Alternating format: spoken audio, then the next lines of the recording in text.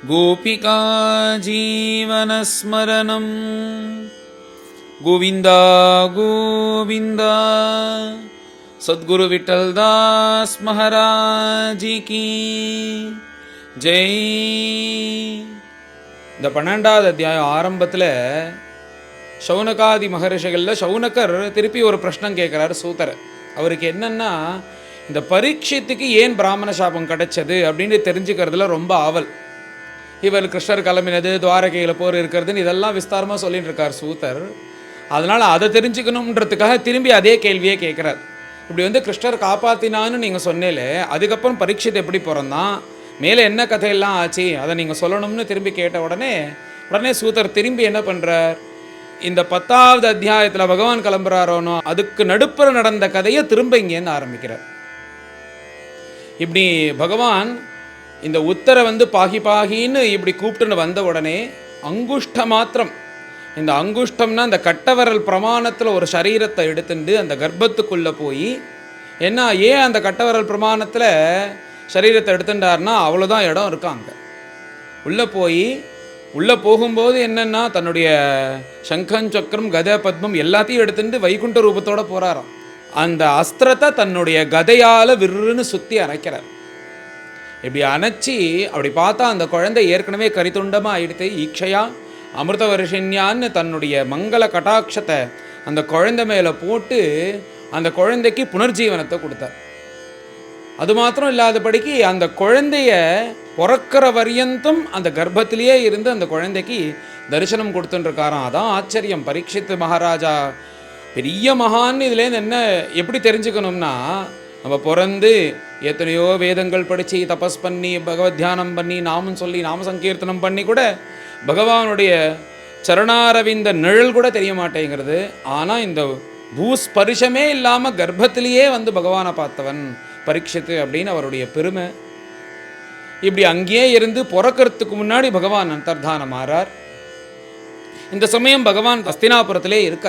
இந்த குழந்தை பிறந்த உடனே அந்த குழந்தை என்ன பண்ணுறதுன்னா, அந்த கர்ப்பத்தில் ஒரு அழகான முகத்தை பார்த்தமே, அழகான ஒரு சரீரத்தை பார்த்தமே, அந்த சரீரம் அந்த முகம் இதுவான்னு எல்லாரையும் இப்படி பிறந்த குழந்தை பொச்சுன்னு பார்க்கறதான். அதனால தான் அந்த குழந்தைக்கு பரியைக்ஷத கஹாயிதி அசௌ.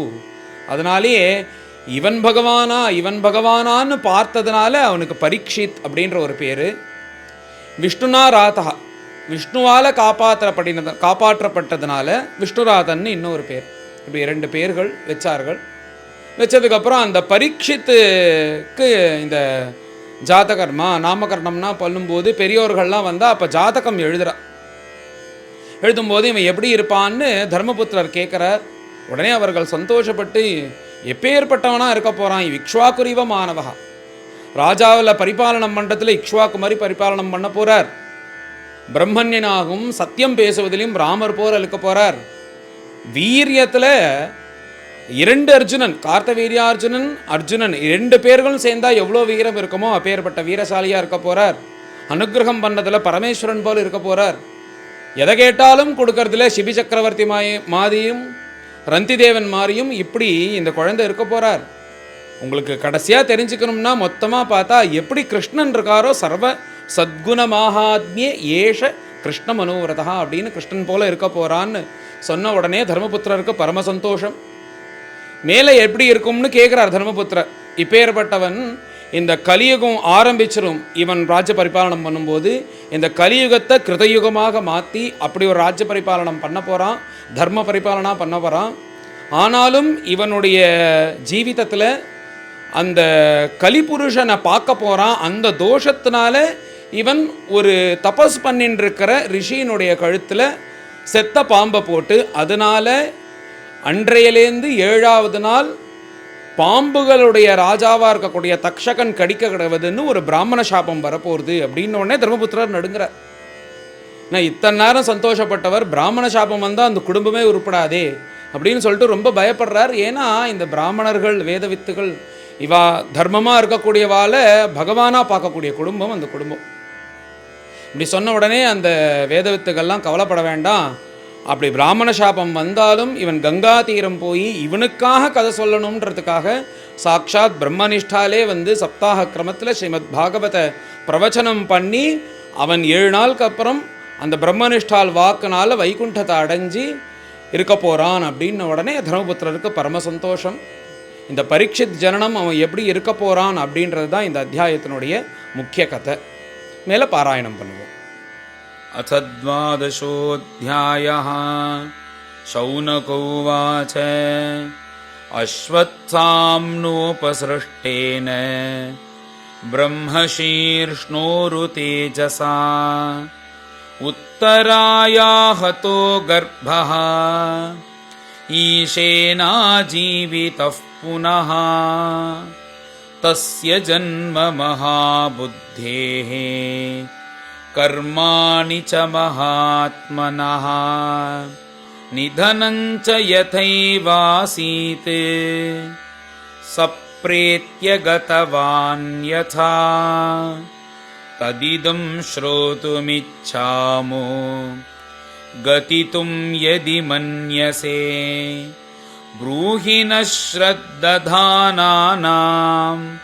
यस्य ज्ञानमदाच्छुकः। सूत उवाच अपीपलद्धर्मराजः पितृवत् रञ्जयन् प्रजाः निःस्पृहः सर्वकामेभ्यः कृष्णपादाब्जसेवया सम्पदः क्रतवो लोकाः महिषी भ्रातरो मही जम्बूद्वीपाधिपत्यं च यशश्च त्रिदिवं गतम् किं ते कामाः सुरस्पार्हाः मुकुन्दमनसो द्विजाः अधिजह्रुः मुदं राज्ञः क्षुधितस्य यथेतरे मातुर्गर्भगतो वीरः स तदा भृगुनन्दना ददर्श पुरुषं कञ्चित् दह्यमानो अस्त्रतेजसा अङ्गुष्ठमात्रममलं स्फुरत्पुरटमौलिनम् अपीच्य दर्शनं श्यामं तडिद्वाससमच्युतम् श्रीमद्दीर्घचतुर्बाहुं तप्तकाञ्चनकुण्डलं क्षतजाक्षं गदापानिम् आत्मनः सर्वतो दिशं परिभ्रमन्तमुल्काभां भ्रामयन्तं गदां मुहुः अस्त्रतेजस्वगदया निहारमिव गोपतिः विधमन्तं सन्निकर्षे पर्यैक्षत कः इति असौ विधूय तदमेयात्मा भगवान् धर्मगुग्विभू मिषतो दशमासस्य तत्रैवान्तर्दधे हरिः ततः सर्वगुणोदर्के सानुकूलग्रहोदये जज्ञे वंशधरः पाण्डोः भूयः पाण्डुरिवौजसा यस्य प्रीतमना राजा विप्रैः धौम्यकृपादिभिः जातकं कारयामास वाचयित्वा च मङ्गलम् हिरण्यं गां महीं ग्रामान् हस्त्यश्वान् नृपतिर्वरान् प्रादात् स्वन्नं च विप्रेभ्यः प्रजातीत्थे सतीर्थवित् तमूचुर्ब्राह्मणास्तुष्टाः राजानं प्रश्नयान्वितम् एष ह्यस्मिन् प्रजातन्तौ पुरूणां पौरवर्षभा दैवेन प्रतिघातेन शुक्ले संस्थामुपेयुषि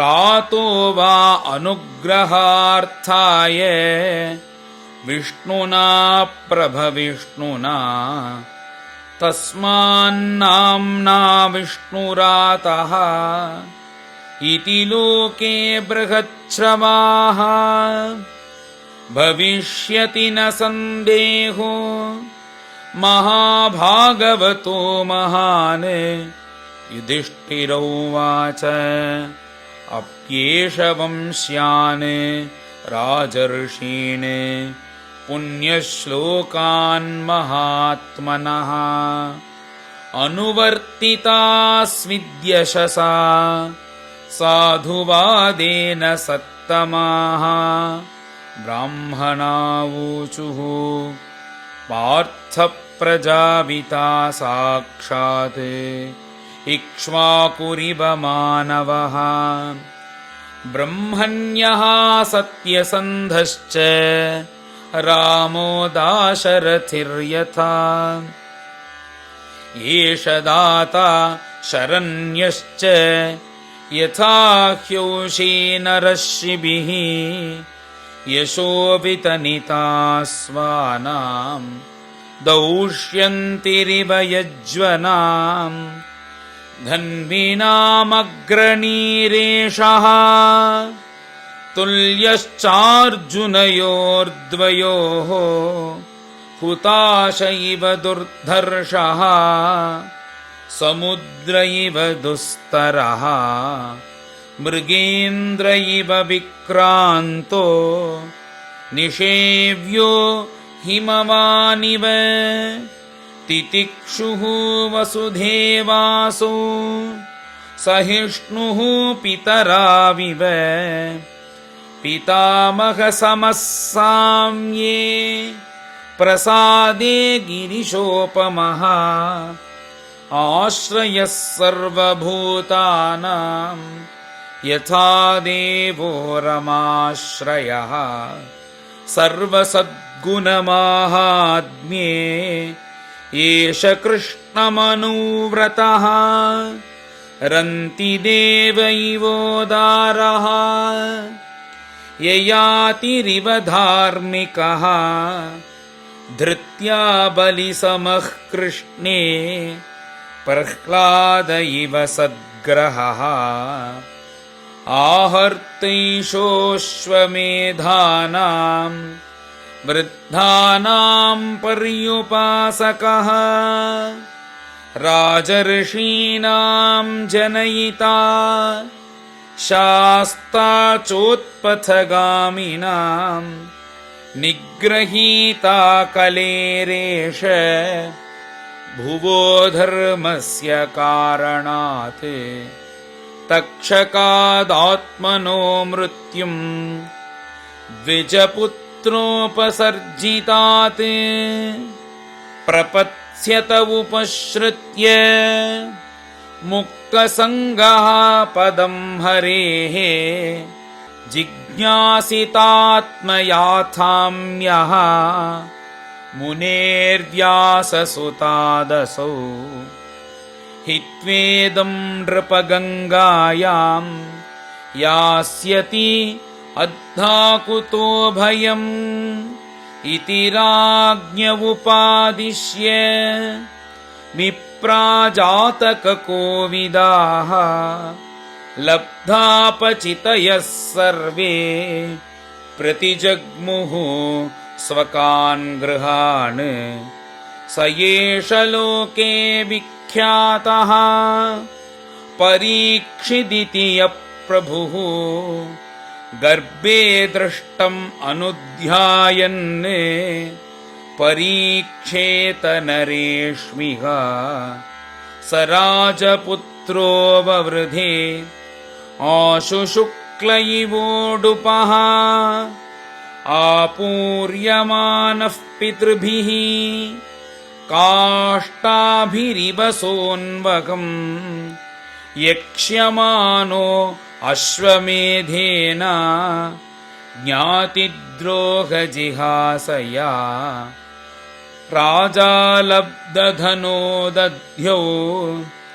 अन्यत्र करदण्डयोः तदभिप्रेतमालक्ष्य भ्रातरो अच्युतचोदिताः धनं प्रहीनमाजह्रुः उदीच्यां दिशि भूरिशः तेन संभृतसंभारो धर्मपुत्रो युधिष्ठिरः वाजिमेधैस्त्रिभिर्भीतः यज्ञैः समयजद्धरिम् आहूतो भगवान् राज्ञा याजयित्वा द्विजैर्नृपम् उवास कतिचिन्मासान् सुहृदां प्रियकाम्यया ततो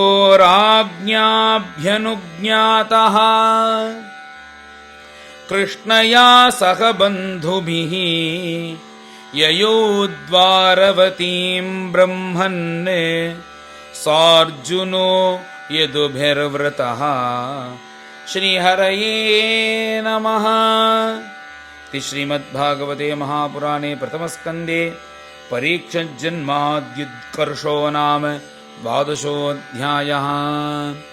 गोपिका जीवनस्मरणम् गोविन्द गोविन्द। सद्गुरु विठ्ठलदास महाराज की जय।